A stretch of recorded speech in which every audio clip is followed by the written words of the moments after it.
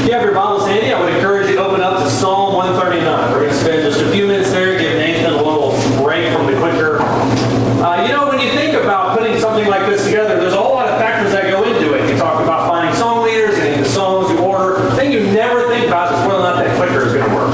But obviously that should be number one on the list next time. But I appreciate Nathan. I also appreciate our song leaders. Every guy that is leading singing this morning, when I had the conversation with them, however many weeks ago that we organized this, I mentioned to them whether or not you could lead these songs. And every single one of them, about at least one of the songs said, I've never heard that before in my life. And so over the course of the last couple of weeks, they've learned these songs, and because primarily they wanted to be a part of this and to lead the songs. And so I appreciate those guys for leading us in our songs, helping us with our worship. As I mentioned at the beginning, this is all about interactivity, the ability to worship and engage our hearts and our minds as we worship God together. That's the beauty of a situation like this. We spent a lot of time this morning singing quite a bit about the idea of being in God's presence. And one of the things that we mentioned at the beginning is that even though we are in God's presence, obviously right now in a very formal setting, we are always in God's presence. And there are a lot of Psalms that talk about how you can't go anywhere without God knowing exactly where you are. Whether I go to the depths of the ocean, God is there. Whether I go up to the highest heavens, God is there. And so the idea of God's eternal presence, I think, is very powerful. But Psalm 139, in my opinion, is one of these places where it really comes to the forefront. When we talk about God and we try to describe Him in very human ways, we tend to describe Him in three ways. They're all complementary. We talk about Him being omnipotent, which is all powerful. We talk about Him being omniscient, which is He knows everything. We talk about Him being omnipresent, which means that He is present everywhere.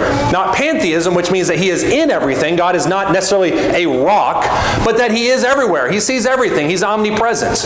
And I think Psalm 139 does a really good job of identifying all three of these cores. If you look at Psalm 139, for instance, in verse 1, he says, O Lord, you have searched me and you have known me. You know my sitting down. You know my rising up. You understand my thought afar off. You comprehend my path in my lying down. You are acquainted with all my ways. For there is not a word on my tongue, but behold, O Lord, you know it altogether. You have hedged me behind and before. You have laid your hand upon me. Such knowledge is too wonderful for me. It is high and I cannot attain it. What God is described as here as being somebody who knows intimately every single part of you, every single detail that you have. It kind of coincides with other chapters in the New Testament, for instance, where he says, God knows every idle word that you speak. He knows everything that you talk about. How the Word of God is able to judge between the thoughts and the intents of a heart. God knows everything about us. He knows everything who we are. But the thing that I want to pull out in this passage is not necessarily that God knows things about us, but that God knows who you are. It's very easy for us sometimes to disguise ourselves to other people. We can come in here and we can put on a show and we can have nice clothes and we can shake hands. We say, how you doing? We can mask sometimes how we're doing. God knows exactly how we're doing. And one of the things that you see over and over again throughout the Gospels is that when Jesus interacts with people, He doesn't interact with them on a surface level and just say, okay, you tell me this and I'll take that at face value. He gets down deep and He knows these people. The rich young ruler who came to Him and said, I want to know what good thing I can do to inherit eternal life. And Jesus tells him a few things He can do. And the rich young ruler says, I've done all those things since my birth. I've done all those types of things. What there is still for me to lack? And He says it so proudly and so arrogantly. And Jesus, piercing through to his heart, knows that his true God is not Jesus, but is in his wealth. God knows you. He knows you're lying down. He knows you're standing up. He knows what makes you tick. That is why He is so omniscient about everything that is underneath the sun. If you look in verse 7, he moves from there to talk about His ever-abiding presence. In verse 7, he says, where can I go from your spirit? Where can I flee from your presence? If I ascend into heaven, there you are.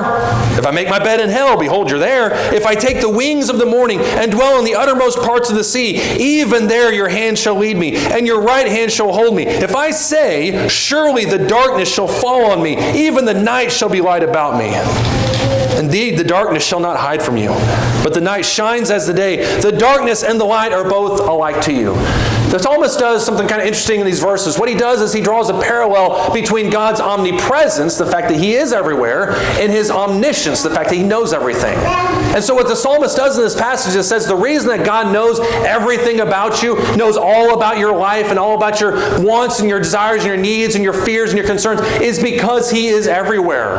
And it's ever-abiding presence that in part generates his omniscience. He's everywhere in creation, but he is distinct from his creation.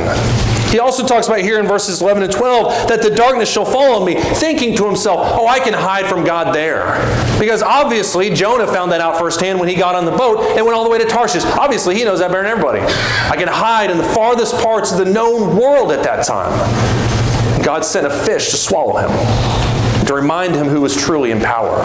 When Nicodemus comes to Jesus by night, and Jesus has this great conversation with him, some great back and forth, and he talks about how the light shines and illuminates everything, but that the darkness hates the light, because the light exposes the deeds of the darkness. We think sometimes we can hide, and we can do things in our life, and we can say things that nobody else will ever hear, and we think all these things, and yet what we realize is that God is there. He knows and he sees everything because he is there in those moments. He knows exactly what we're doing. He's the one that created the light. And so why would we seek to be away from his presence, even in darkness, when he can create light out of anything?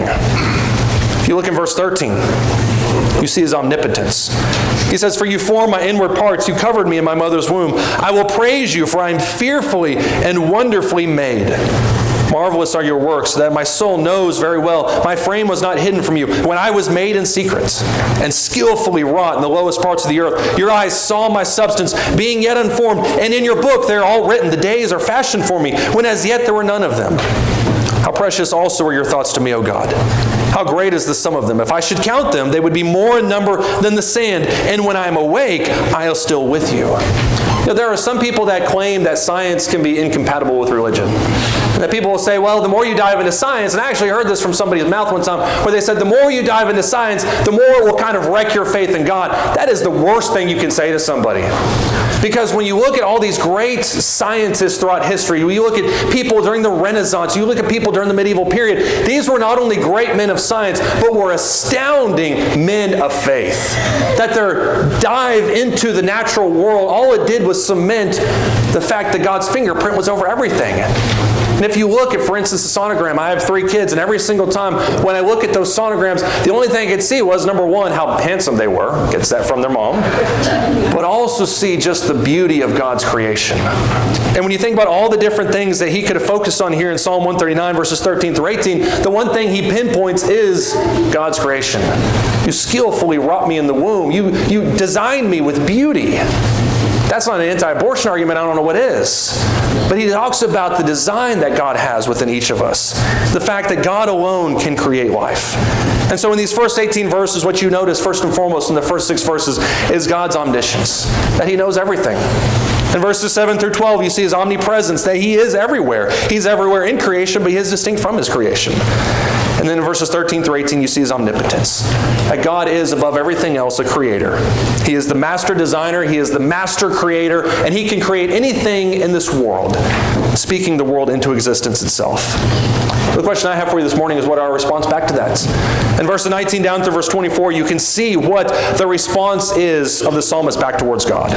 Oh, that you would slay the wicked, O God. Depart from me, therefore, you bloodthirsty men, for they speak against you wickedly. Your enemies take your name in vain, this kind of disrespect. Do I not hate them, O Lord, who hate you? And do I not loathe those who rise up against you? I hate them with perfect hatred. I count them my enemies, not because he just dislikes them, but because they speak out against the Creator. Verse 23, search me, O God, and know my heart. Try me and know my anxieties, and see if there is any wicked way in me, and lead me in the way everlasting. It's been said that you can sum up the entirety of the philosophies of the world that has ever existed throughout time with the one short sentence that says, human, know thyself. That's really what it all boils down to. You can sum up all the philosophies of mankind with 3 simple words. What the psalmist puts forth here in verses 19 through verse 19 down to verse 24 is, I can't know myself. Over and over again here in verses 23 and 24, he begs God, search me, try me, make me known, help me to see the path that I should take. Because after all, why shouldn't we ask God which way to take? Why shouldn't we seek his will in where he's revealed it to us? Why shouldn't we rely on him? If he's omniscient, if he's omnipresent, if he is omnipotent, then why shouldn't we ask him to lead us? In just a second, Nathan is going to lead us in an invitation song. We'll have a couple more songs after that, but he's going to lead us in an invitation song that I have heard since I was a kid. Garrett and I were talking about this week. The song, "This Is My Father's World." It's a beautiful song, and it talks about how everything that we see around us is God's, and the blessings that we have to live and dwell therein. And as we sing that song, if you have a need, you can come forward. Don't come forward right now, but if you have a need, you can come forward. But I would encourage you to think about the world that we live in, to think about the fact that everything we see was crafted by God himself, that everything we look at in the beauty of creation itself, that he not only crafted it, but he knows intimate details about it, and that he is present, and that we are always in his presence, whether we're in this building or not. Reflect on the relationship that we have with God. And if you have a need, won't you come also at this time as we stand and sing.